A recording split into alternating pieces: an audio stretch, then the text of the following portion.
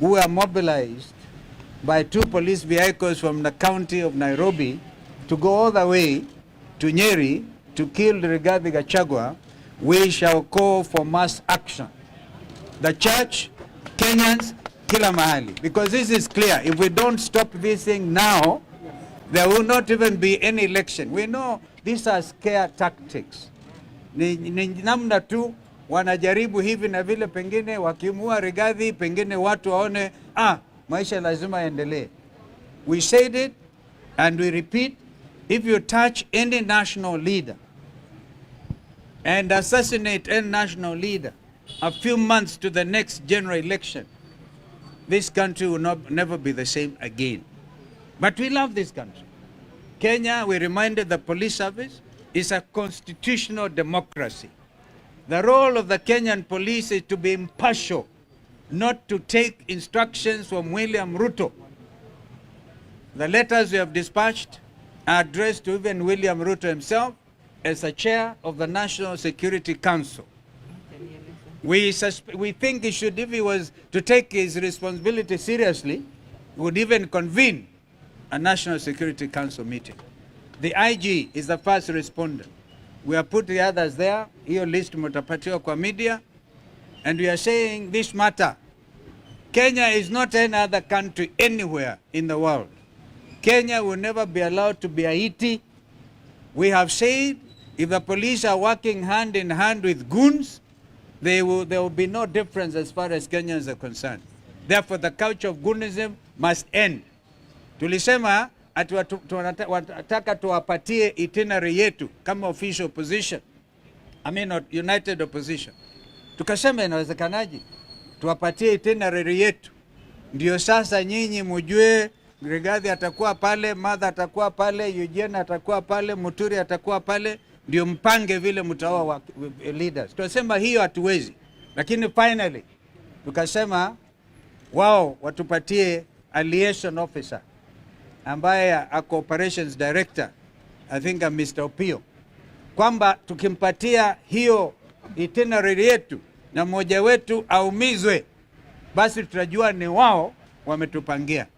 Kwa sasa tuambia tunaenda Wakulima market, tukitaka tutaenda Maboko, at least we know the time dimension, they can't organize anything much.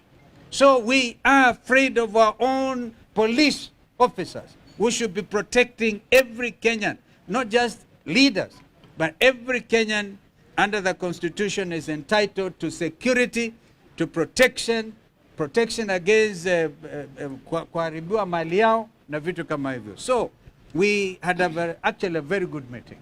And I think from today, kama anajua, we said we shall escalate this matter to the international community, all the human rights organizations, the UN itself.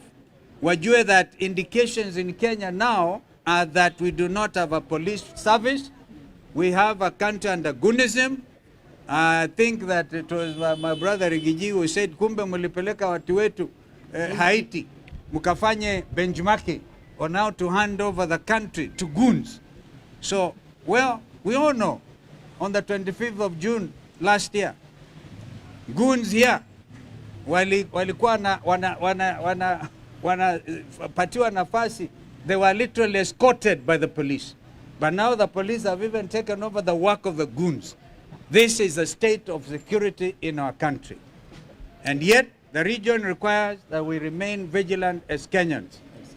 Thank you. Now, I think my sister can add. I think the bottom line, we are telling the National Security Council, chaired by Dr. William Ruto, and of which the IG is a member, that they must rise to their constitutional duty to ensure that Kenya is governed and security is provided in accordance with the Constitution. We want the National Police Service to get out of goonism, to get out of dirty political work, to go back to their mandate, utumishi kwa wote, to provide security to everybody irrespective of their political affiliation. We want demonstrable action within the next 2 weeks, so that when we come back on the 16th, if there is nothing to demonstrate that we are back to the rule of law, to obeying the Constitution, then as Kenyans, we know we are on our own and we can take the next step. We are also telling them, get out of electoral matters. Whenever there is elections, like there was a by-election, let the police do their work of security, not partisan political stance or assisting one political party to get their bit. I do not think we need to go on.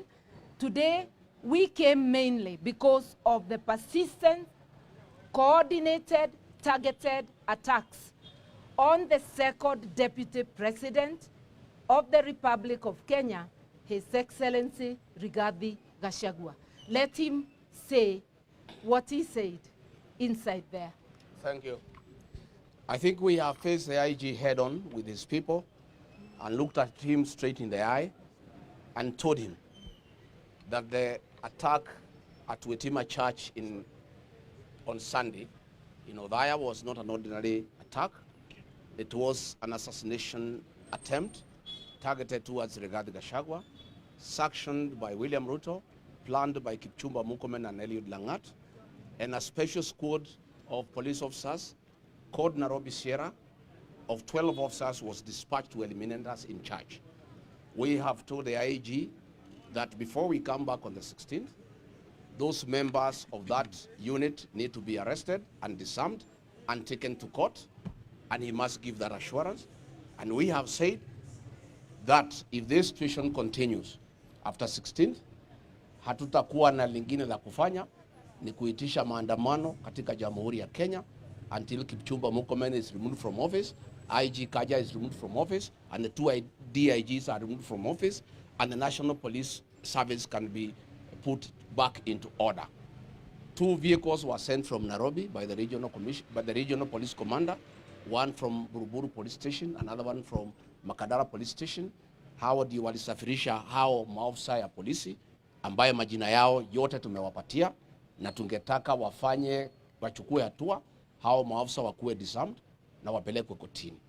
Na tutarudi, na kama haitawezekana basi tutauliza Wakenya wajitokeze until things are restored. In the meantime, we have resumed our political activities. Saa hii tunaingia CBD, tutarudi Othaya on Sunday, tutakuwa pale Gituge on Sunday, na tumeambia police officers kama hawataki kulinda mikutano yetu wasikuje kusaidia wahuni. Yeah? Wasikuje kusaidia wahuni. Ndio sisi tuweze kuendelea. Kwa hivyo sisi tuko hapo na hivyo ndivyo tutaendelea. Asanteni sana. Thank you. I think just to add one thing, ya kwamba we are entering an election year and democracy can only be exercised when we have strong institutions and where we have a secure environment. Yesterday with IEBC, we raised issues of concern from the opposition, and tomorrow we are expecting that what we have gathered here from the police, action will be taken, both by the police to ensure there is security, IEBC to ensure that there are proper preparations for the next general elections. Violence has become an existential threat to our democracy, and we've seen it in Chwele, we saw it in Malava, we saw it in Othaya last week, we saw it in Gilgil, and we are saying enough is enough. Thank you.